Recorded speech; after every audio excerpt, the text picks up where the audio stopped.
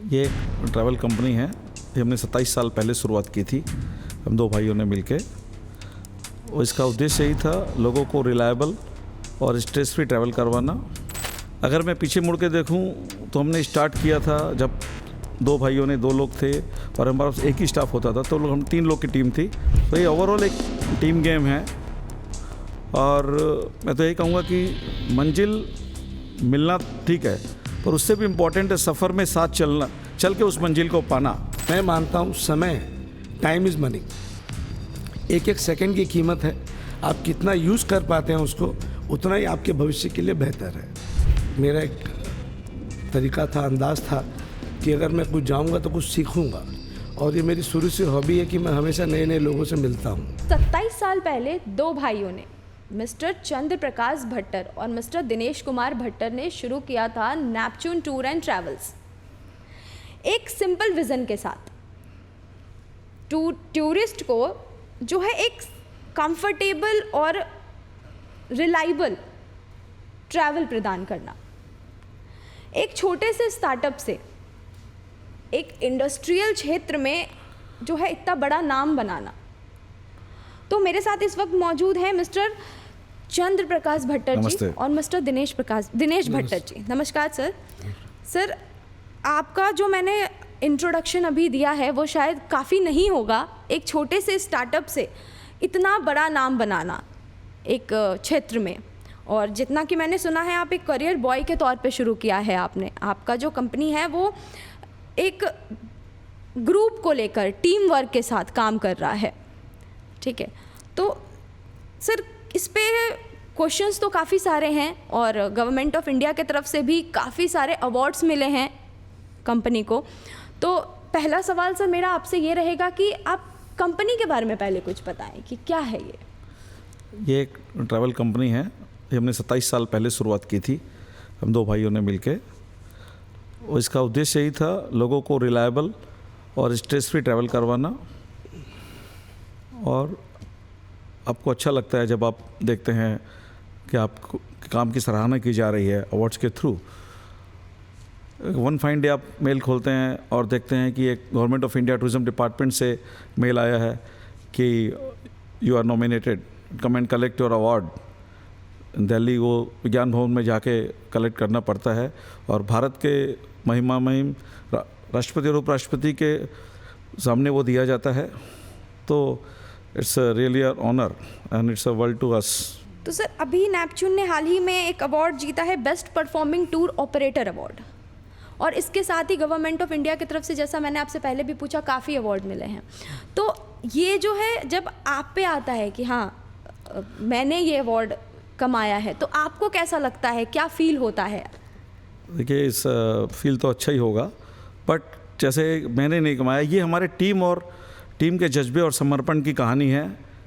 अगर मैं पीछे मुड़ के देखूं तो हमने स्टार्ट किया था जब दो भाइयों ने, दो लोग थे और हमारे पास एक ही स्टाफ होता था, तो हम 3 लोग की टीम थी और सीमित संसाधन थे, छोटा ऑफिस था और उस समय साधन भी इतने, जैसे आज के दिन आईटी इतना हाईटेक है, वो नहीं था। सारे काम मैनुअल्स थे। तो हमने एक सपना देखा और उस पर मेहनत की और ग्रेजुअली इंक्रीज करते गए और इसमें टीम ने हमारा साथ दिया। तो ये ओवरऑल एक टीम गेम है और मैं तो यही कहूँगा कि मंजिल मिलना ठीक है, पर उससे भी इम्पोर्टेंट है सफ़र में साथ चलना, चल के उस मंजिल को पाना। तो अवार्ड मिलना हमारी टीम का मेहनत, जुनून और उत्साह का रिजल्ट है। क्या बात है सर। दिनेश सर, मैं आपसे एक चीज़ पूछना चाहूँगी कि आपने जो शुरुआत किया था वो एक कुरियर बॉय के तौर पर स्टार्ट किया था। तो सर, इस कुरियर बॉय तक से लेकर अभी तक एक बड़ी सी कंपनी तक का सफ़र आपने कैसे सोचा कि एक अपना स्टार्टअप करते हैं, एक अपनी नई कंपनी शुरू करते हैं? तो ये कैसे आया आपके ख्याल में? सबसे पहले एकता जी आपका धन्यवाद और रिपब्लिक भारत का धन्यवाद करना चाहूँगा। आप लोगों ने हमें यहाँ बुलाया और हमारी कहानी को लोगों तक पहुँचा रहे हैं। आशा करता हूँ कि इस कहानी को सुनकर, देखकर कई लोगों को नई राह मिलेगी और नई राह मिलेगी तो नए लोग चलेंगे और कईयों को अपने जीवन में बहुत दूर तक सफलता मिलेगी। अब बात आती है कि मेरे कुरियर बॉय से ट्रैवल एजेंसी की। देखिए, जब मैं 11 साल का था तब मैं मॉर्निंग स्कूल में पढ़ता था और मैं स्कूल से छुट्टी करके 11 बजे जब मेरी छुट्टी होती थी फिर मैं घर आके फिर अपने पापा के ऑफिस जाके ज्वाइन करता था, क्योंकि उस समय जो स्थितियाँ थी, we are from a middle class family, तो उस समय रिक्वायरमेंट भी थी और मेरा एक तरीका था, अंदाज़ था कि अगर मैं कुछ जाऊंगा तो कुछ सीखूंगा, और ये मेरी शुरू से हॉबी है कि मैं हमेशा नए नए लोगों से मिलता हूँ। तो कोरियर से जब कैरियर स्टार्ट किया तो उस बीच में एक मोड़ आया, उस मोड़ पे हमें चूज़ करना था कि हमें क्या करना है, और वो बहुत वाइटल मोड़ था और बहुत रिस्की मोड़ था। सर एक बार इंटरप्ट कर सकती हूँ क्या आपको? सर एक सवाल आया कि आप कह रहे थे कि पापा के वहाँ से छूटते थे, फिर आप जाते थे स्कूल से छूट के आप पापा के ऑफिस जाते थे। तो सर क्या स्कूल के बाद ऑफिस जाना, वहाँ पे काम करना, तो जैसे अब अभी के बच्चों के लिए सर हेक्टिक हो जाता है, स्कूल के बाद कैसे काम करेंगे सर, ये मैनेज कैसे कर पाते थे देखिए, आप? ये हेक्टिक नहीं होता है। अभी के बच्चों को भी आप देखेंगे ना, स्कूल से छूटने का तो 4 घंटा मोबाइल पे देते हैं। अगर वो चाहें और उनके अंदर जज्बा हो तो वो भी कुछ ना कुछ सीख ही सकते हैं। ज़रूरी नहीं कि ऑफिस जाए, आज कुछ भी तरह के अलग एक्टिविटी क्लासेस कर सकते हैं, बहुत कुछ है सीखने को अगर आदमी करना चाहे तो, क्योंकि जो समय जीवन में निकल जाता है ना वो दोबारा कभी नहीं आता। सही बात है सर। तो मैं मानता हूँ समय, टाइम इज़ मनी, एक एक सेकंड की कीमत है, आप कितना यूज़ कर पाते हैं उसको उतना ही आपके भविष्य के लिए बेहतर है। तो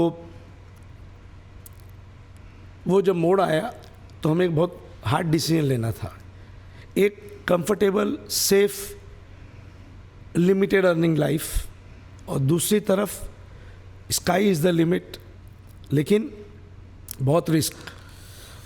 तो हम लोग दोनों भाई ने निश्चय किया कि let us go for the risk, क्योंकि वहाँ पर अपॉर्चुनिटी ज़्यादा है। तो हमने वहाँ पर स्टार्ट किया ट्रैवल का बिज़नेस। ट्रैवल का बिज़नेस जो आज आप देख रहे हैं और 27 साल पहले बहुत अंतर था। पहले लिमिटेड फ़्लाइट थी, हर चीज़ लिमिटेड थे, ट्रैवलर्स भी लिमिटेड थे। ऐसा नहीं कि आज तो जिस तरीके से रिवोल्यूशन आया है ट्रैवल इंडस्ट्री में, मेरे ख्याल से भारत के 150 करोड़ में 110 करोड़ लोग प्लेन में बैठ चुके हैं, भले ही डोमेस्टिक ट्रैवल किया हो। ठीक है, अगर आप पासपोर्ट्स के नंबर कंपेयर करेंगे तो पिछले 5 साल में पासपोर्ट के नंबर भी बहुत बढ़ गए हैं और बहुत इजी हो गया है प्रोसेस। तो ट्रैवलर्स बहुत बढ़ गए हैं, तो काम भी बहुत बड़ा है। और उस समय हमें लिमिटेड लोग थे customer, limited airlines, limited inventory, booking का सिस्टम भी अलग सा था, इंटरनेट का सिस्टम भी उस समय नया नया आया था 1997, 95-6 में, मोबाइल भी 95-96 में आया था। उस समय एक पेजर चला करता था। तो इन सब चीज़ों को जोड़ के हम जिससे जो चीज़ अच्छी ले सके उसको हमने यूज़ किया और हम इस ट्रैवल फील्ड में धीरे धीरे आगे बढ़ते गए।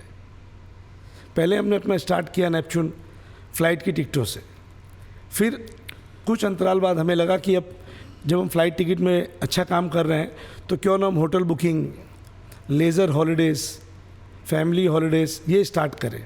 तो फिर उस इंडस्ट्री में हम गए और हमने वहीं से धीरे धीरे एक कंप्लीट ट्रैवल सॉल्यूशन की तरफ अपना कदम बढ़ाया, जिसका एक रिजल्ट आप देख रहे हैं आज। क्या बात है सर, आपकी कहानी काफ़ियों को इंस्पायर करेगी, खास करके अभी के बच्चों को जो टाइम 4-5 घंटे फ़ोन में देते हैं। तो सर काफ़ी इंस्पिरेशन मिलेगी आपकी कहानियों से। सर चंद्र प्रकाश सर, मैं दूसरा सवाल जो है वो आपसे पूछूंगी। जो हमारा नेपच्यून टूर एंड ट्रैवल्स, उसके 2 सेगमेंट्स हैं, एक B2B है, एक B2C है। जी हाँ। तो इन दोनों में जो बेसिक डिफरेंसेस हैं वो क्या है? देखिए, B2C और B2B में काफ़ी डिफरेंस है। B2C में आप क्लाइंट से डायरेक्ट इंटरेक्ट करते हैं। ओके। सो क्लाइंट आपके पास आता है, कई बार आता है बट मोस्टली वन टाइम ही होता है। और B2B में आप डील करते हैं टूर ऑपरेटर से या ट्रैवल एजेंट से, उनको रेट देना उनके एक्सपेक्टेशन के हिसाब से, और वो आपको रेगुलर कस्टमर है, वो आपको रेगुलर बुकिंग देते हैं। हो सकता है ट्रैवल एजेंट आपको महीने में 10 बार भी बुकिंग दे रहा है। तो ये that is a relation built up, long term relation built up करना पड़ता है B2B में। और B2B में आपको बैक एंड टीम रखनी पड़ती है बड़ी, ताकि आप अपने पार्टनर को सपोर्ट दे सकें, on time, on crisis time भी आप उसको सपोर्ट दे सकें।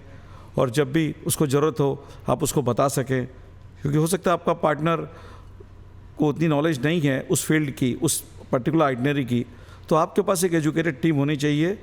और ये B2B is a long term relation, और B2C में आप डायरेक्ट क्लाइंट से इंटरेक्ट करते हैं और क्लाइंट आपको अपनी रिक्वायरमेंट देता है, उसमें हर तरह की रिक्वायरमेंट्स होती है और आप उसको फुलफ़िल करते हैं। अच्छा, तो सर जैसा आपने बताया इसमें काफ़ी ज़्यादा ऐसा नहीं है सर कि हाँ क्लाइंट के साथ क्लाइंट ट्रस्ट कर रही है आप पे।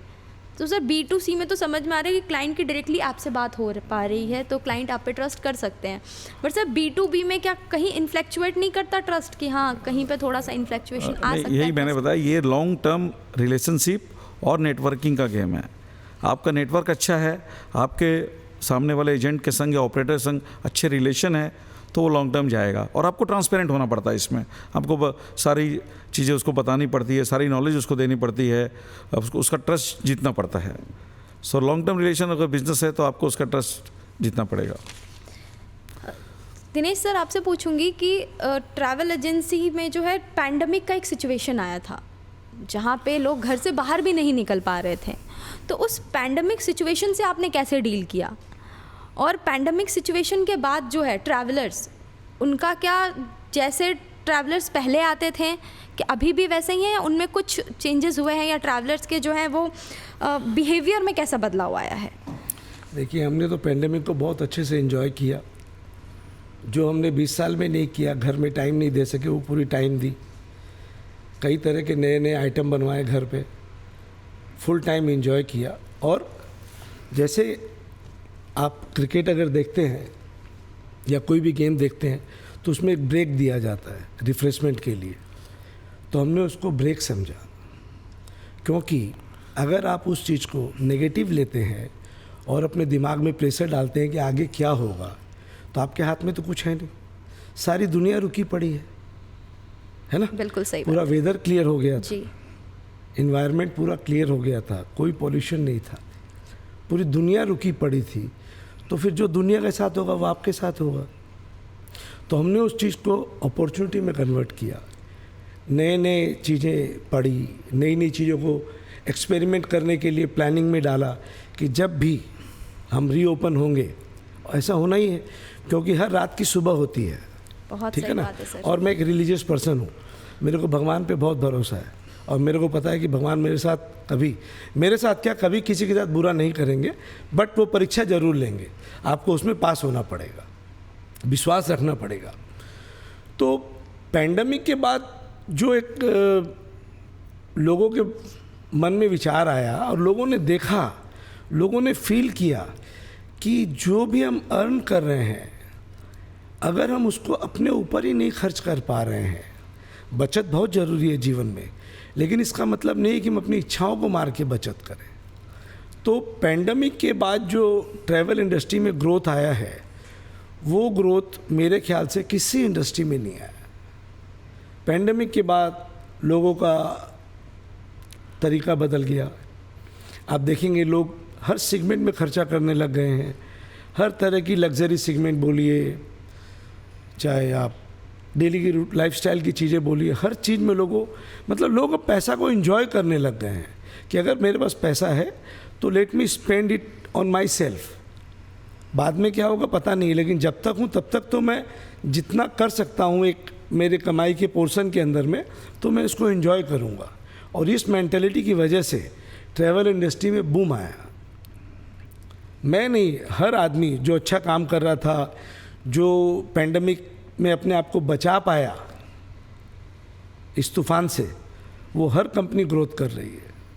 और ग्रोथ करने के लिए आपको कस्टमर का विश्वास जीतना पड़ेगा। हमने पैंडेमिक में हमारे जितने भी कस्टमर्स थे, उनका कैंसिलेशन, रिफंड्स हमारे पास बाद में आया, लेकिन हमने अपनी फंडिंग से उनको सब रिफ़ंड किया। तो इससे हमारे को क्लाइंट का जो एक फेथ होता है ना, वो बहुत ज़बरदस्त सपोर्ट मिला। And we start a new inning and we are moving faster than COVID, before COVID. तो चंद्र प्रकाश जी, आपसे पूछूंगी कि आपका जो पूरा जर्नी रहा है उसको एक रोलर कोस्टर राइड कहा गया है, तो आपने उस चीज़ से कैसे डील करा? देखिए, ट्रैवल एजेंसी का जब हम काम करते हैं तो इसमें डेली चैलेंजेस आते हैं। हर दिन नई टेक्नोलॉजी आ रही है, हर दिन कुछ आ रही है।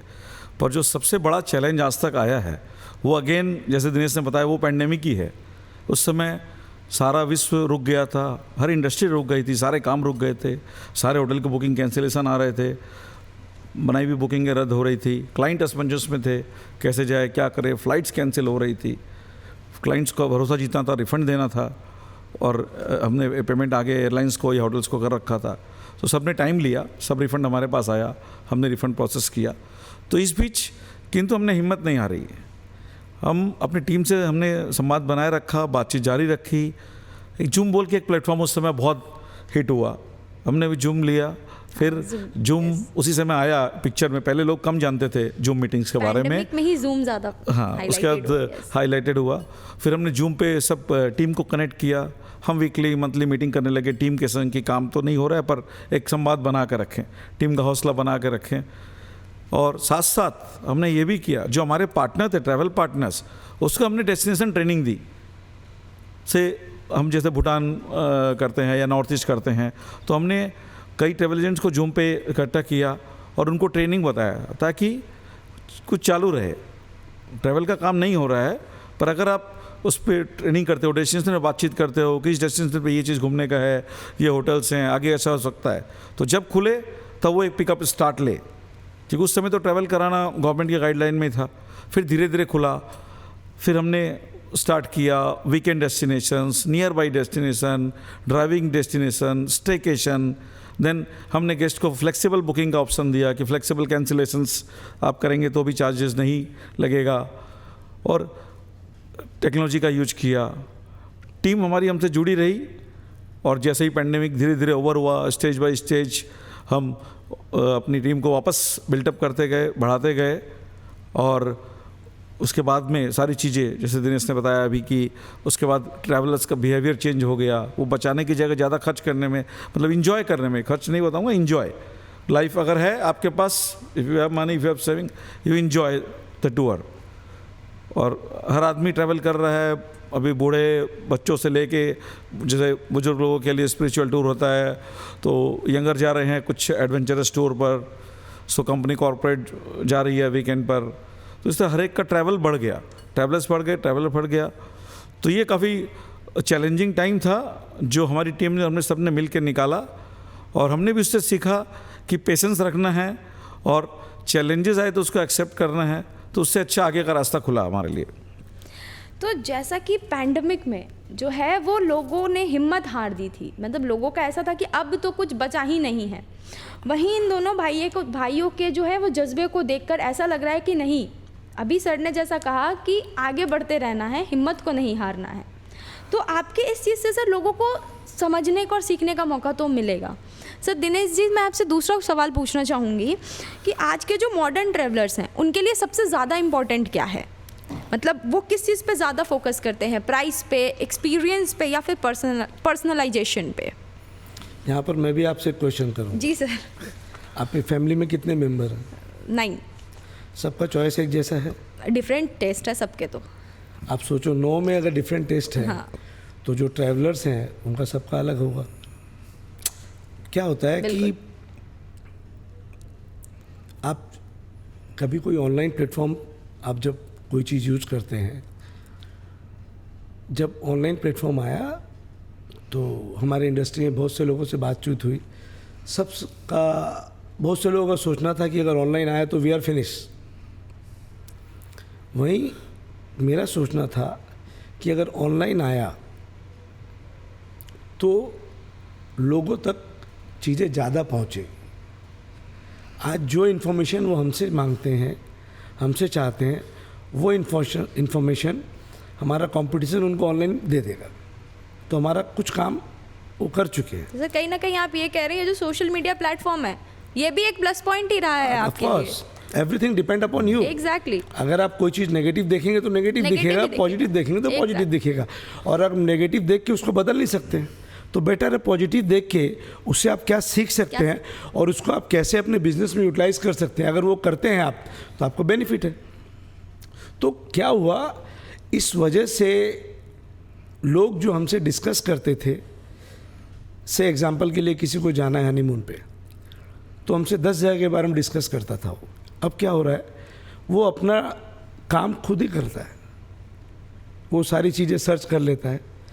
अब सेकंड स्टेप जब आता है बुकिंग करने का, तो लोग जिनको सर्विस चाहिए, रिलायबिलिटी चाहिए, and they are not very much on the price, क्योंकि हम ऑनलाइन से अगर प्राइस आपको कुछ देंगे तो डेफिनेटली हमारा सर्विस चार्ज उसमें रहेगा ऑब्वियसली। और कंपेयर टू ऑनलाइन, माने ड्यू रिस्पेक्ट टू एवरीबडी, आज आप ऑनलाइन में कोई भी चीज़ बुक करते हैं ना, तो हमारे यहाँ पे हम हर बुकिंग के लिए SPOC देते हैं, single point of contact. Okay. आपको कोई भी ट्रबल होता ही नहीं है, फिर भी हो सकता है, तो you can call that number, और जो आदमी आपकी फ़ाइल देख रहा है वो पूरी चीज़ों को आपके साथ शेयर करेगा, कोई प्रॉब्लम हो तो उसको सॉल्व करेगा। बट अगर आप वही चीज़ ऑनलाइन, आपने पर्सनली भी कभी बुकिंग किया होगा कुछ, तो आप जब कॉल करेंगे तो पहले तो आपको इंतज़ार करना पड़ेगा, आप कतार में हैं, फिर जब आपका नंबर आएगा आप उसको अपना पूरा प्रॉब्लम बताएंगे, भगवान न करे अगर लाइन कट गई, फिर आप नंबर मिलाएंगे, इस बार जो आपका फ़ोन उठाएगा वो फिर नया आदमी होगा, आप उसको अपनी पूरी स्टोरी बताएंगे, फिर वो बोलेगा कि मैं फ़लाना से बात कर रहा हूँ, आप एक मेल कीजिए, आप मेरे को, माने कम्युनिकेशन जी। करिए, या फिर वो आपको एक टोकन नंबर देगा। और हमारे केस में क्या, स्ट्रेट फ़ोन उठाया, XYZ नाम जो आपका फाइल हैंडल कर, उसको बताया कि भाई मेरा ये प्रॉब्लम है, वो बोलता sir give me 5 minute, I will come back to you, और वो फटाफट अपने सब तरह से चेक करके आपको बताता है। तो ये डिफरेंस हमेशा रहेगा। इसका मतलब नहीं कि ऑनलाइन बुरा है या ऑफलाइन अच्छा है, दोनों का अपना अपना टेस्ट है, दोनों के अपने अपने कस्टमर बेस हैं, और हर तरह के लोग आपको मिलेंगे। जिनको सर्विस चाहिए वो डेफिनेटली ऑफलाइन जाएंगे, क्योंकि ऑफलाइन में जो सर्विस मिलती है वो ऑनलाइन में नहीं मिलती है। अगर आप कोई भी चीज़ ले लें प्राइस वाइज नहीं। सर, जो यंग ट्रैवलर्स हैं उनकी क्या डिमांड होती है, मतलब उनको आपसे क्या एक्सपेक्टेशंस होते हैं कि हाँ? देखिए, इसमें बड़ा इंटरेस्टिंग चीज़ है जी। क्या होता है, जो यंग ट्रैवलर्स हैं ना, वो अपना होमवर्क करके पूरा लाते हैं, और हमने बड़ा सिंपल कर दिया है। हमारी इंडस्ट्री में अगर आप कहीं घूमने जा रहे हैं तो आपको 4-5 चीज़ें चाहिए होती है: hotel, air ticket, visa, transfers, sight seeing. तो हमने उनके लिए बफे काउंटर खोल दिया है। आपको जो चीज़ हमारी अच्छी लगे हमसे लीजिए, रेस्ट आप ऑनलाइन कर लीजिए, कोई प्रॉब्लम नहीं है। आपको पूरा बंडल चाहिए, we can create the bundle for you. और सबसे बड़ा प्लस पॉइंट क्या होता है इसके अंदर, कि आज लोग ऑनलाइन में कोई भी प्राइस देख लेते हैं ना, तो उनके दिमाग में सेट हो जाता है this is the best price. तो कई बार ये हमारे लिए चैलेंज होता है और कई बार ये हमारे लिए बेनिफिशियल होता है। तो दोनों चीज़ें होती है, लेकिन हमारा लाइफ इजी और कंफर्टेबल कर दिया है ऑनलाइन ने, कि प्राइस बैरियर जो है ना वो सेटल हो गया, कि इस प्राइस के नीचे अगर है तो Neptune is the best. Okay. और इस प्राइस के पैरेलल भी है, लेकिन नेपच्यून सर्विस दे रहा है, नेपच्यून हमको सिंगल पॉइंट ऑफ कांटेक्ट दे रहा है, तो Neptune is the best. Sir, B2B travel business को स्केल करते वक्त जो है वो सबसे बड़ा चैलेंज क्या आता है? एकता जी, मैं बताऊं कि एक चैलेंज नहीं है। B2B बिज़नेस को स्केल करना सुनने में बहुत आसान लगता है, पर कई चैलेंजेस है। जैसे कि पहला चैलेंज है सही नेटवर्क बनाना और टीम बनाना। आपके पास नेटवर्क होना चाहिए। आप नेटवर्क हो तभी तो आप सेल करोगे। Exactly. आपके पास अगर एजेंट्स नेटवर्क या पार्टनर नेटवर्क नहीं है तो आप सेल नहीं करोगे। और नेटवर्क ओवरनाइट बिल्ड नहीं होता है, ये टाइम लगता है इसको बिल्ड करने में, और रिलेशनशिप स्ट्रॉन्ग रखना पड़ता है। दूसरा जो चैलेंज आता है फंडिंग का, कैश फ्लो आपको चाहिए पूरा, क्योंकि आप अपने ट्रैवल पार्टनर को बेच रहे हो तो उसकी एक्सपेक्टेशन हो जाती है कि आप अगर होल सेलर हो, B2B हो, तो आपके पास डील अच्छी होगी तभी वो आएगा। तो आपको अपनी परचेजिंग पावर बढ़ानी पड़ती है। अगर आप जितना अच्छा परचेज करोगे, एक बिजनेस ऑर्गेनाइजेशन में मैंने पढ़ा था, better purchase is half sold. So अगर आप परचेज अच्छा करोगे उसके लिए आपको फ़ंड चाहिए। किसी को भी आप अगर डील मांगोगे तो फंड मांगेगा कि आपको पैसा दो या एक हैंडसम अमाउंट दो तो हम आपको स्पेशल डील देंगे। हर चीज़ में होता है, हम बल्क में खरीदते हैं, कोई भी चीज़ हम बल्क लेते हैं तो उसकी प्राइसिंग डाउन होती है। तो उसका कैश फ्लो को मेंटेन करना पड़ता है। कई बार आपको क्लाइंट को क्रेडिट देना पड़ता है और आपको अपफ्रंट पेमेंट, कोई बड़ा प्रोजेक्ट आ गया आपको, 400 आदमी बैंकॉक ट्रैवल करेंगे या 500 आदमी थाईलैंड या कहीं भी ट्रैवल करे, तो उसको आपको एयरलाइन को अपफ्रंट पेमेंट दे के डील लेनी है। क्लाइंट से पेमेंट 2-4 दिन बाद भी आता है, 5 दिन 10 दिन। सो आपको एक बड़ा कैश मैनेजमेंट की आपकी पावर होनी चाहिए और बड़ी टीम चाहिए, क्योंकि आपके पार्टनर को हर टाइम आपको सर्विस देनी है 24/7। अभी ऐसा हो गया कि प्राय सर्विस, और छुट्टी के दिन भी आपकी टीम, जैसे भी दुर्गा पूजा की छुट्टी थी तो हमारी कुछ टीम, बड़ा हॉलीडे था यहाँ बंगाल में, तो हमारी टीम काम कर रही थी। जो ऑपरेशनल टीम है दे वर वर्किंग 24/7। सो टीम बड़ी होगी तो ही आप B2B नेटवर्क को कर पाएंगे। और सबसे बड़ी बात है कि अपनी टीम को एक्सपीरियंस देना होगा, टीम को ट्रेनिंग करनी होगी उस डेस्टिनेशन की जिसके लिए आप जाने जाते हैं, ताकि आप अपने पार्टनर को सपोर्ट कर सके। So these are the challenges for B2B।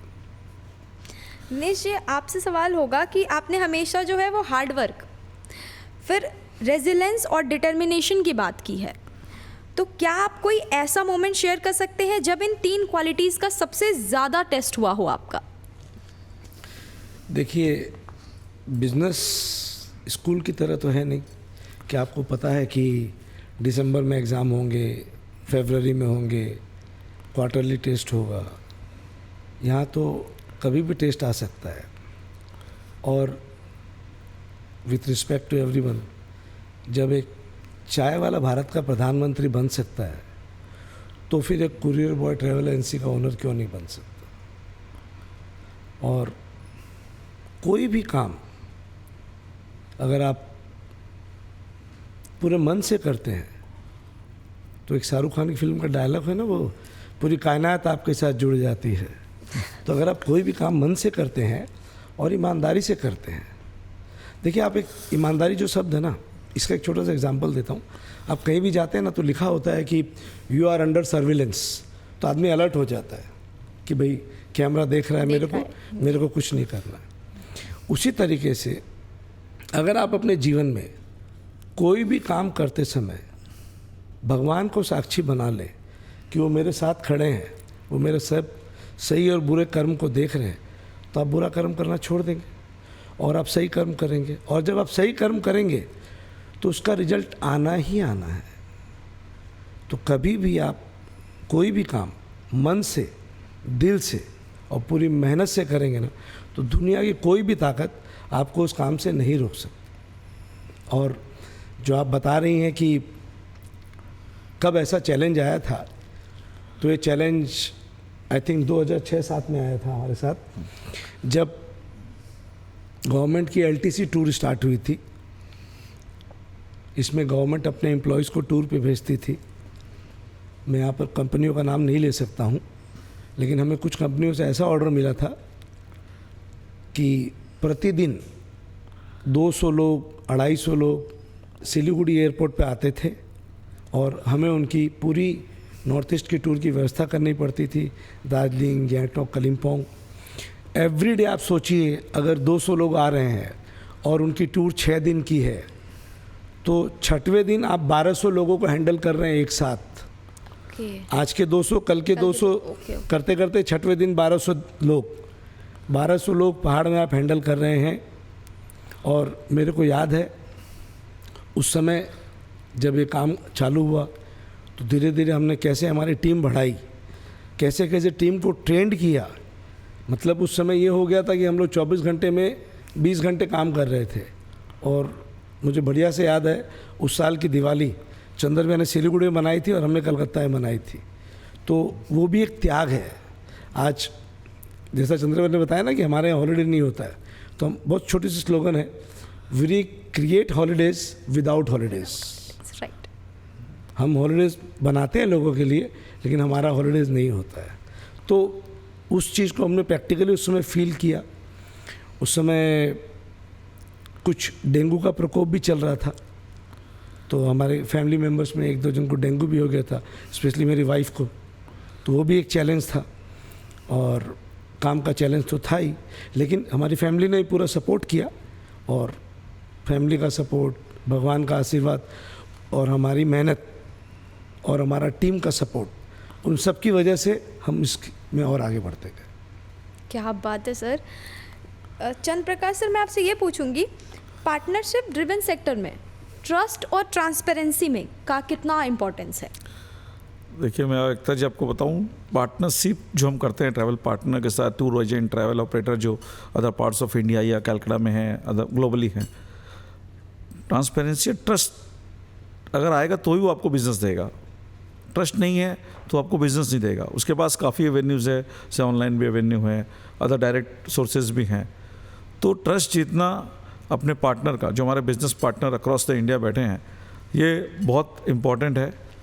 And transparency, आज के दिन एवरीथिंग इज़ ओपन, नेट पे सब ओपन है, क्या रेट चल रहा है, क्या नहीं है।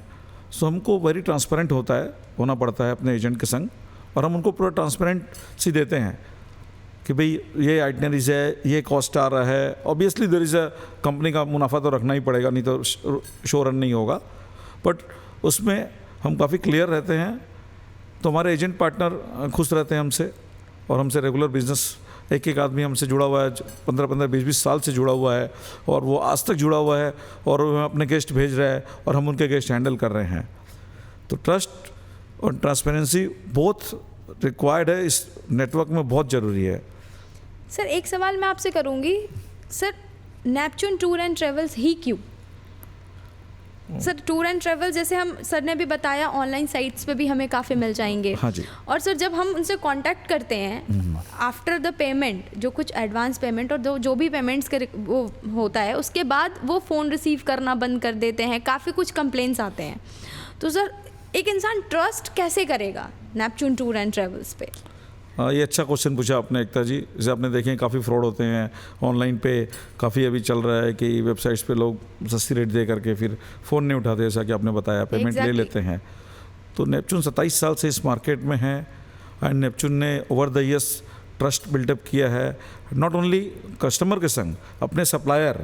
देखिए, इससे हम बात करें क्लाइंट, जो हमारे वेंडर है, जैसे होटेलियर है, कार ओनर है, उनकी भी पेमेंट रहती है। तो आज तक नेपच्यून का रिकॉर्ड रहा है कि हमारे सारे पेमेंट हमने अपने सप्लायर्स को ऑन टाइम किए हैं, बिफोर टाइम किए हैं। एट द सेम टाइम जो हमने कमिट किया है क्लाइंट को, उससे हमेशा हम ज़्यादा देने के सोचते हैं, ताकि उसकी यात्रा एक यादगार अनुभव रहे। और आपने बताया नेपच्यून नहीं क्यों, ठीक है, नेपच्यून जैसी और भी कंपनी है, ऑनलाइन भी है, ऑफलाइन भी है, काफ़ी है। सो नेपच्यून में हम पर्सनलाइज टच देते हैं हर क्लाइंट को, एक पर्सनलाइज, जैसे दिनेश ने बताया SPOC रहता है, वैसे B2B में और B2C में भी हम उसको एक कॉन्टैक्ट नंबर देते हैं, एक बंदा असाइन रहता है हमारी तरफ से, क्योंकि हमारी आई थिंक 200 बंदों की टीम है, जो ईस्टर्न इंडिया की लार्जेस्ट टीम है। हम हर किसी को एक सिंगल पॉइंट ऑफ कॉन्टैक्ट, एक फाइल हैंडलर देते हैं कि जो थ्रू आउट द टूर उनसे बात करता है रेगुलर बेसिस पे, हाँ सर आपका टूर कैसा चल रहा है। फिर ख़त्म होता है तो हम फीडबैक लेते हैं, और अगर then and there human driven है, everything is human driven, hotel, transport, किसी के हाथ में ऑटो मशीन नहीं है कि ये एक जैसा ही प्रोडक्ट निकलेगा। अब मशीन सेट करते हैं, एक जैसा प्रोडक्ट निकलता है, पर ह्यूमन का टेंडेंसी है, ह्यूमन्स है, तो कभी भी कुछ अगर होता है तो then and there we take care, we accurate the thing. कुछ भी होता है तो हम उसका एक्शन लेते हैं और तुरंत उसको रेक्टिफाई करते हैं, और तो क्लाइंट का ट्रस्ट बना रहता है कि हमको कोई सुनने वाला है और हमारे बोलने से तुरंत एक्शन हुआ है। तो नेपच्यून टूर एंड ट्रैवल जो है वो आपके साथ है हर वक्त ही, जो है क्लाइंट ब्लाइंडली ट्रस्ट कर सकते हैं आप पे। हाँ जी, राइट सर जी। टूर बुक करने से लेकर के वापस घर आने तक, उनका जब हम फीडबैक लेते हैं वापस आने के बाद, तब तक हम उनसे जुड़े रहते हैं, और उसके बाद भी हम जो उनको फ्यूचर प्रोग्राम भेजते हैं तो हम जुड़े रहते हैं उनके साथ में उसके बाद भी। दिनेश सर, आपका जो करियर है वो कोरियर बॉय से कंपनी लीडर तक किसी और के लिए कैसे इंस्पिरेशन बन सकता है? ये तो डिपेंड करता है सामने वाले पे, वो कैसे लेता है ना। अभी मैं तो चाहूँगा कि मेरे जैसे अनेक लोग बने, ताकि आज हमारी कंपनी में 200 लोग काम करते हैं। अगर आप देखें इनडायरेक्टली 800 लोग की फैमिली हो गई हमारी, जो हमारे यहाँ काम कर रहे हैं। अगर हमारी वेंडर्स की टीम को जोड़ें तो वो कुल मिला के 2000 लोग से ज़्यादा हो जाएंगे। तो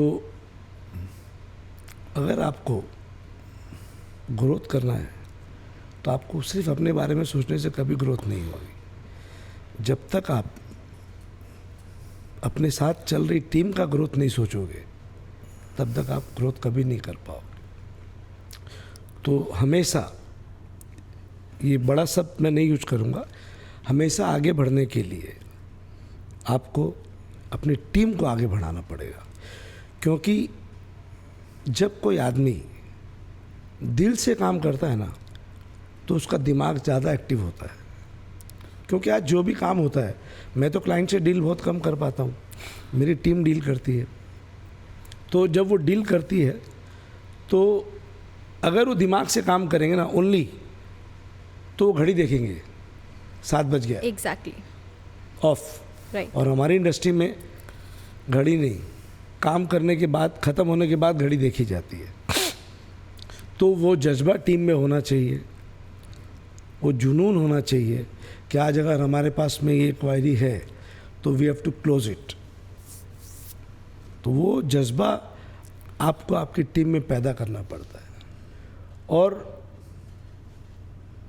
आज का जो समय है वो अर्थ युग है, तो आपको अपनी टीम का, सबका ध्यान रखते हुए, सबको सारी तरह की सुविधाएं देते हुए आगे बढ़ना पड़ेगा। मैं आज से 8-10 साल पहले कोलंबो गया था, तो मैं उस कंपनी के ऑफिस से निकल रहा था, तो मेरे साथ उस कंपनी के डायरेक्टर थे। तो उनकी लिफ्ट के पास एक विंडो थी, वहाँ से मैंने देखा तो उनके पार्किंग में करीब 400-500 गाड़ियाँ खड़ी थी। तो मैंने उनसे पूछा इतनी गाड़ियाँ? तो उन्होंने बताया कि हमारे एम्प्लॉयज़ हैं, हमारे 90% एम्प्लॉयज़ गाड़ी में आते हैं। तो मेरे दिमाग में उस दिन ठनका, मेरे दिमाग में उस दिन अलार्म बजाया कि जब ये कर सकते हैं तो हम क्यों नहीं कर सकते। क्या बात है सर। ठीक है, तो ये मेरा विज़न है और ये मेरी चेष्टा रहेगी कि मैं जितना आगे बढ़ूं उतना ही अपनी टीम को भी आगे बढ़ाऊं, ताकि वो भी सभी संसाधन से संपूर्ण हो और वो भी भौतिक युग का आनंद ले सके। सर, आपने बताया आप स्कूल से छूटते थे, पढ़ाई के बाद पापा के ऑफिस को ज्वाइन करते थे। सर, ये बीच में कोरियर बॉय का सफ़र कहाँ है? कोरियर बॉय का सफ़र ऐसे आया कि हमारे पापा जी की कोरियर की एजेंसी थी श्याम बाजार में। तो वहाँ पर काम करते करते फिर मैंने उसी कंपनी का एजेंसी डलहौसी में लिया था। तो कोई भी जब आप काम शुरुआत करते हैं कोई भी इंडस्ट्री में, तो आपको नॉलेज गेन होना चाहिए। क्योंकि आज अगर आप टीम से काम करवाना चाहते हैं तो आपको अगर पता ही नहीं है कि इस काम में कितना समय लगेगा, तो आप कैसे करेंगे, है ना। तो उस वजह से मैं खुद डोर टू डोर जाके जब देता था चिट्ठियाँ, तो मैं उन लोगों से पूछता था, उनसे बात करता था कि भाई आपका जो बाहर जाने वाला है वो भी हमारे साथ स्टार्ट कीजिए, तभी तो बिज़नेस बढ़ेगा ना। ओके। तो धीरे धीरे करते करते वहाँ से वो सिलसिला चालू हो गया। अच्छा, क्या बात है सर। सर, मैं आपसे पूछूंगी, डिजिटल ट्रांसफॉर्मेशन का जो है वो B2B ट्रैवल ऑपरेशन पर क्या इम्पैक्ट हुआ है? देखिए, बहुत बड़ा इम्पैक्ट है। हम भी यहाँ बैठे हैं, सब चीज़ डिजिटलाइज है, तो ज़माना धीरे धीरे डिजिटलाइज की तरफ जा रहा है। सोशल मीडिया, डिजिटल मार्केटिंग, ये इम्पॉर्टेंट आज के दिन में पैरामीटर हो गया है। ये हर इंडस्ट्री का, ट्रैवल इंडस्ट्री का तो ये हो ही गया है। देखिए, पहले के ज़माने में अलग बात थी। जब मैं शुरुआत में हमने चालू किया, सब मैनुअल काम होते थे। फ़ोन कॉल आता था क्लाइंट का, टिकट बनाना है, फिर वो मैनुअल हम डॉकेट में लिखते थे। होटल वाउचर्स मैनुअल होते थे, फिर हम उसको कोरियर करते थे, देते थे। सो सारे काम मैनुअल थे। अभी हर काम डिजिटलाइज हो गया है। आप एक क्लिक पर होटल वाउचर जनरेट हो जाता है। अभी सॉफ्टवेयर्स आ गए हैं, एक क्लिक करेंगे बुकिंग हो जाएगी। चैलेंजेस भी आए हैं एट द सेम टाइम, जैसे डायनेमिक रेट्स हो गए हैं, हर टाइम रेट बदल जाता है। शेयर मार्केट जैसे आज ये रेट है, कल वो रेट है। होटल इन्वेंट्री जैसे सोल्ड आउट होती रेट बढ़ा देता है। बट काफ़ी पॉजिटिव फ़ायदे भी हुए हैं। टाइम कम लग रहा है, टीम ट्रेंड हो जा रही है। अच्छा, बाहर भी है, कोई दिल्ली बॉम्बे है तो उसको हम यहाँ बैठ के ट्रेनिंग दे सकते हैं, जैसे कि जूम में या गूगल मीट, माइक्रोसॉफ्ट, अभी काफ़ी ऐप आ गए हैं। सो एवरीथिंग डिजिटलाइज हो चुका है और जो बचा है वो भी आगे होने वाला है। तो ट्रैवल इंडस्ट्री में डिजिटलाइजेशन और सोशल मीडिया का एक बहुत ही इम्पॉर्टेंट रोल प्ले कर रहा है ये, इसमें ईज़ लाने के लिए। वर्क ईज़ आ गया है और ये आगे भी इसमें अभी एआई आ गया, उसके बाद now AI has come into picture. So धीरे धीरे जैसे जैसे ग्रोथ हो रहा है वैसे वैसे नई चीज़ें आ रही हैं, तो हमको सीखनी है। जो भी है हमें हर एक्सपीरियंस के संग हर चीज़ के साथ में हम सीखते जा रहे हैं, टीम को भी सिखाते जा रहे हैं। सो डिजिटलाइज तो है और हर एक को होना ही पड़ेगा, इसका कोई अल्टरनेट रास्ता भी नहीं है। तो सर क्या ये कहीं ना कहीं चैलेंजेस नहीं ला रहा है कि हाँ अभी इतना डिजिटलाइजेशन हो गया है, जो टीम थी वो पहले किसी और स्पेस पे वर्क कर रही थी, अभी डिजिटलाइजेशन और बढ़ते जा रहा है, एआई आया है, तो आपको ऐसा नहीं लगता कि टीम को इंस्टेंट तो हम ट्रेंड नहीं कर सकते हैं, तो क्या वो चैलेंजेस नहीं लाता आपके वर्क में? और नहीं, चैलेंजेस तो आता है पर आपको ओवरकम करना पड़ता है। देखिए बदलना प्रकृति का नियम है, हर चीज़ में चेंज आ रहा है, तो अगर हम अडॉप्ट नहीं करेंगे मॉडर्न टेक्नोलॉजी को तो पीछे रह जाएंगे। सो हम टीम को ट्रेन कराते हैं, जब भी कोई नया सॉफ्टवेयर आता है, अपडेट आता है, तो टीम की ट्रेनिंग होती है, तो टीम को इक्विप्ड करना, यही तो हमारा काम है कि टीम को इक्विप्ड करना with modern softwares, modern tools के साथ में उनको ट्रेनिंग कराना, यही हमारा काम है, यही ऑर्गेनाइज करना है हमारा काम। दिनेश सर, आपने कहा, आप कहते हैं कि सक्सेस खुद ऊपर चढ़ना नहीं है, सबको साथ लेकर चलना है। तो नेपच्यून कंपनी इस फिलॉसफी को अपने एम्प्लॉयज़ और कस्टमर के साथ फॉलो कैसे करता है? देखिए इसमें ऐसा है कि मेरा एक नेचर भी है। कई बार ऐसा भी हुआ है कि मैंने एग्जांपल के लिए, मेरा एक क्लाइंट है, वो कोई एबीसी प्रोडक्ट बनाता है और दूसरा क्लाइंट है उसको उसकी रिक्वायरमेंट है, वो कनेक्ट भी मैं करवाता हूँ। अच्छा। और उसमें मेरे को कोई उनसे पार्टनरशिप नहीं चाहिए, क्योंकि दोनों मेरे क्लाइंट हैं और दोनों को मैंने कनेक्ट करा दिया और उन दोनों का कुछ ऐसा बिजनेस हो गया तो ऑटोमेटिकली उनका ग्रोथ बढ़ेगा ना, क्योंकि उनकी अपनी ग्रोथ तो वो अपने तरीके से कर ही रहे हैं। एड ऑन अगर कुछ होता है हमारे द्वारा और तो उनकी ग्रोथ ऑटोमेटिक हो गई, और उस एड ऑन को करवाने के लिए हम उनसे कोई तरह का कुछ फाइनेंशियल ये नहीं करते हैं, तो उनके मन में एक ट्रस्ट बढ़ता है। और जब ट्रस्ट बढ़ता है, देखिए मैंने एक जगह पढ़ा था, one satisfied customer will give you 100 customer. Great sir. Okay, and one unsatisfied customer will take your 1000 customers. Right? तो इस चीज़ को मैंने अपने दिमाग में सेट कर लिया है कि अनसेटिस्फाइड वर्ड हमारे यहाँ पर होना ही नहीं चाहिए। ओनली सेटिस्फाइड, मोर सेटिस्फाइड। तो इस फिलोसफी में जो आप काम करेंगे ना, तो जो आपके साथ जुड़े हैं ना, वो आपके लिए आपका प्रोडक्ट्स बेचना चालू कर देते हैं, क्योंकि उनको लगता है कि जो चीज़ मैंने एंजॉय किया, आज अगर मेरा कोई फैमिली मेम्बर जा रहा है, मेरा कोई फ्रेंड जा रहा है, तो मैं अगर इनको इनसे इंट्रोड्यूस कराऊंगा तो इसको भी उसी क्लास की सर्विसेज मिलेगी। इसीलिए before selling the product price war होता है क्लाइंट के साथ, but once we sold the product then we forget about that. Then our focus is completely on service and service. Great sir. Sir बाकी जो भी platforms हैं हमारे social media platform से, जो भी प्लेटफॉर्म से हम पहुंच पाते हैं ट्रैवलर्स तक या टूर एंड ट्रैवलर एजेंसीज तक, तो आने वाले जो 5 साल में आप नेपच्यून टूर एंड ट्रैवलर्स को कहाँ देखते हैं? मन में तो बहुत ऊपर, लेकिन उसके साथ साथ काम करना पड़ेगा। अभी हमारे इंस्टाग्राम में करीब 60,000 फॉलोअर्स है और हम इसको ऑर्गेनिक ग्रोथ दे रहे हैं। एवरीडे हमारी टीम इस पे नए अपडेट दे रही है और आने वाले कुछ महीनों में हमारा अपना ऑनलाइन प्लेटफॉर्म आ रहा है, जहाँ पर कोई भी ट्रैवलर अपनी सारी requirement from starting to ending देगा। और हम चेष्टा कर रहे हैं कि इसमें हम कुछ ऐसा लाएंगे जो कि आज तक किसी ने नहीं दिया, कोई यूनिक चीज़ लाएंगे हम, और वो हमारे दिमाग में है। और वो यूनिक चीज़ को पेन पेपर से प्रैक्टिकली उतारना with the help of software engineers and everything, it is taking time, but जब वो आएगा तो लोगों को बहुत मज़ा आएगा और लोग जब उसको यूज करेंगे तो यूज टू हो जाएंगे कि भाई ये हमें यूज करना है।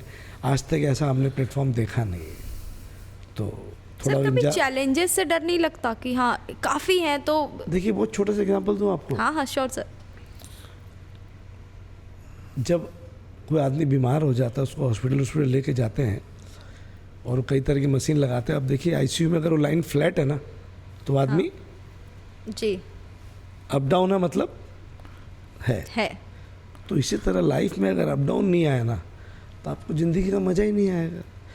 जब आप शुरू से सिर्फ सुख और सुख देखेंगे तो आपको तो पता ही नहीं है दुख क्या है, तो आपको उसको टेस्ट ही पता नहीं चलेगा। जब तक आप विषम परिस्थितियों से नहीं गुजरेंगे, लाइफ में चैलेंज को नहीं देखेंगे, तो आप तो कमज़ोर बन जाएंगे।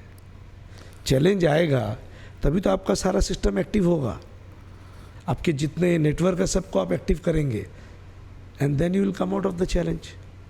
चैलेंज को आप चैलेंज मत देखिए, चैलेंज को देखिए ये मेरे को आया है नई दिशा दिखाने के लिए, अब मेरे को इससे निकलना है नई दिशा से। चैलेंज नहीं, क्योंकि आप जैसे उसको समझ लेते ना कि चैलेंज है बहुत हार्ड है तो आपका दिमाग 50% तो वही ख़त्म हो जाता है। और अगर आप इसको देखते हैं कि अरे यार ये तो कोई बात नहीं है यार, ये तो हो जाएगा, चलो मिलके करते हैं, ट्राई करेंगे, तो वो आप देखेंगे आप उस पर हावी हो गए। अगर चैलेंज आप पे हावी हो गया ना तो आप ओवरकम नहीं कर पाएंगे, और वही चैलेंज आप उस पर हावी हो गए। एक छोटा सा एग्जांपल देता हूँ आपको। एक क्लासरूम में 40 बच्चे होते हैं या 50 बच्चे होते हैं, right? Same teacher, same book जी, same course, same timing. Teacher तो सबको बराबर पढ़ाता है ना, बिल्कुल 1 2 3 यानी फर्स्ट सेकंड थर्ड तो 3 ही आते हैं। जी, तो हमारा टारगेट वो फर्स्ट है बस, उसके अलावा हमको सेकंड थर्ड नहीं आना, हमको फर्स्ट ही आना है। और जब आप अपना लक्ष्य निर्धारित कर लेते हैं ना, फिर आपका डेडिकेशन है और वो लक्ष्य आपको मिल जाता है। मैं अब ये चीज़ कॉन्फिडेंस के साथ कह सकती हूँ कि इनको इंस्पिरेशन बनाना, जो हमारे क्वेश्चंस में थे कि इंस्पिरेशन आप कैसे बन सकते हैं किसी के, तो मुझे लग रहा है ये एक स्टेटमेंट कि चैलेंजेस को भी इतने पॉजिटिव वे में लेके चलना, सर यही तो लोग आपसे गेन करेंगे। आप अगर कोई चीज़ को नेगेटिव लेंगे तो आप उसको, you can't change the world. अभी एग्जांपल के लिए बता रहा, आपको एयरपोर्ट जाना है, बरसात आ रही है, ट्रैफिक है, तो आप क्या करेंगे? आपको जाना तो है ही, आप कोई ऐसा रूट फाइंड आउट करेंगे ताकि जल्दी पहुंच सके, या आपको पता है कि अगर मौसम ख़राब हो तो आप पहले से प्लान करके पहले निकलेंगे। You can't say to the airline कि stop the flight, I am coming. तो ये सारी चीज़ें आपके प्लान पे हैं। और अगर आप पहले नेगेटिव लेंगे, यार छोड़ो यार बरसात आएगा, नहीं जाना है, छोड़ो, तो नेगेटिव लेने से सॉल्यूशन नहीं होगा। सॉल्यूशन कोई भी चीज़ को आप पॉजिटिव लेंगे, आप डिटरमाइंड होंगे मेरे को करना है, तो काम हो जाएगा। और आप पहले नेगेटिव लेंगे तो आप तो ऐसे ही गेम हार चुके हैं। पहला आधा गेम तो आप अपनी सोच में पहले ही हार चुके हैं। सर यहाँ तो आपकी इस स्टेटमेंट से मैं भी बहुत इंस्पायर हुई हूँ कि चैलेंजेस को फेस करना इतने पॉजिटिवली, तो ये सर बाकियों के लिए तो इंस्पिरेशन ज़रूर होगा। सर एक सवाल मैं आपसे करूँगी, Neptune tour and travels private limited domestic और इंटरनेशनल आउटबाउंड टूरिज़्म पे फोकस करता है, तो आपके हिसाब से कौन सा इंडस्ट्री ट्रेंड्स जो है वो फ्यूचर ग्रोथ को शेप करेगा? देखिए फ्यूचर ग्रोथ के साथ अगर हमारे को चलना है ना, तो जैसे मैंने आपको बताया कि हमें भी डिजिटलाइजेशन पे जोर देना पड़ेगा, और जो कि हम दे रहे हैं, हमारी बैकएंड में टीम काम कर रही है। और आने वाले कुछ महीनों में, क्योंकि ये technical cheese I can not commit the timings, but आने वाले कुछ दिनों में हमारा ऑनलाइन ऐप भी आ रहा है, सारी चीज़ें ऑनलाइन आ जाएगी। बट अगेन हम उस ऑनलाइन में कुछ ऐसा लाएंगे जो आज तक कोई नहीं लेके आया। You have to be different from others, then you will get recognise, and once you recognised everybody will salute you. झुकती है दुनिया, झुकाने वाला चाहिए। क्या बात है सर। सर इसके लिए तो खुद मैं अपने साथ साथ बोलूँगी, हमारे ऑडियंस भी वेट करेंगे कि क्या ऐसा नया लाने वाला है Neptune tour and travels. Sir, एक सवाल मैं आपसे करना चाहूँगी कि आपने अपनी जर्नी में बहुत चैलेंजेस फेस किया है, तो उन एंटरप्रेन्योर्स को क्या एडवाइस आप देना चाहेंगे जो इन स्ट्रगल्स को फेस कर रहे हैं, इन स्ट्रगल से लड़ रहे हैं, उनको क्या आप बताना चाहेंगे, क्या कुछ कहना चाहेंगे? एकता जी, देखिए, सबके हर एंटरप्रेन्योर के चैलेंजेस अलग अलग होते हैं और ये चैलेंजेस से भरी हुई दुनिया है। जैसे हमने स्टार्ट किया था, उसको बताया छोटे रूप में कलकत्ता में, फिर हमने 2002 में सिलीगुड़ी ऑफिस ओपन किया, वहाँ पर हमने स्टार्ट किया ऑपरेशन। फिर 2007 में हमने राजस्थान ओपन किया, राजस्थान का पूरा टूर कराने लगे। फिर हमने भूटान सेटअप किया 2011 में अपनी खुद की ऑफिस। लोग एंटरप्रेन्योर जो डरते रहते रहे कैसे होगा, हम करेंगे, चलेगा नहीं चलेगा, खर्चा लग जाएगा, एक्सपेंसेस आपके डे वन से स्टार्ट हो जाते हैं।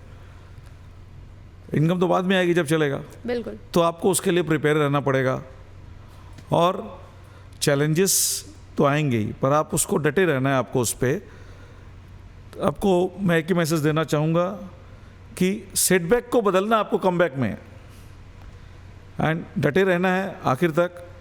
पेंडेमिक आया, कितना कुछ हुआ, वापस से सारी चीज़ें एज यूटिलाइज हो गई और सब काम चालू हो गया और अच्छे से हो रहा है, हर इंडस्ट्री ने ग्रोथ किया। तो मुसीबतें आएगी, चैलेंजेस आएंगे, किंतु आपको डटे रहना है। ये एंटरप्रेन्योरशिप एक मैराथन है, वही जीतेगा जो लास्ट तक हौसला रखेगा और डटा रहेगा। क्या बात है सर। जो आपने बताया, जो एंटरप्रेन्योर्स अभी नए हैं उनको चैलेंजेस को फेस करना आना चाहिए। सर, ये मेरा सवाल है सर, ये मेरा सवाल है कि आप लोग जो दो लोग हैं, दो भाई, आप लोग 27 साल पहले आपने स्टार्ट किया और अभी तक आप दोनों साथ हैं। हाँ जी। तो सर, क्या आप लोगों का साथ भी कहीं ना कहीं इस कंपनी को आगे बढ़ाने में हेल्पफुल रहा है? एक दूसरे का बॉन्ड, एक दूसरे का साथ। बिल्कुल। लोग 1+1 2 करते हैं, हम 1+1 11 करते हैं।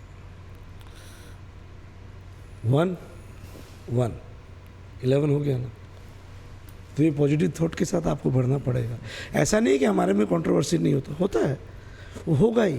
आप जब बिजनेस टेबल में बैठेंगे, लेकिन उन चीज़ों को फिर पॉजिटिव में कन्वर्ट करना, कभी ये मेरी बात समझते हैं, कभी मैं इनकी समझता हूँ, फिर हम आगे बढ़ते हैं और उसका रिजल्ट आज सामने। क्या बात है सर। बहुत अच्छा लगा आप लोगों से बात करके। बहुत बहुत धन्यवाद आर भारत में आने के लिए। Thank you Ekta ji. Thank you so much. Thank you so much sir. Thank you.